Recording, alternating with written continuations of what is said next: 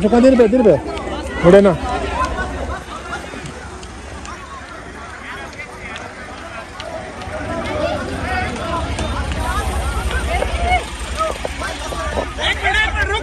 मेरे भाइयों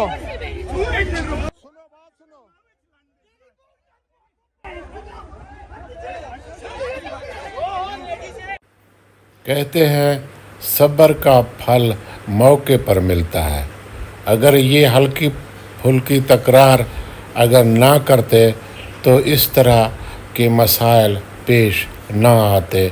बहुत अफसोस की बात है, डैनो वैली पहुंचते ही टिकट खरीदने और बच्चों को साथ रखते हमें देखने को मिला ये तकरार और ये झगड़ा।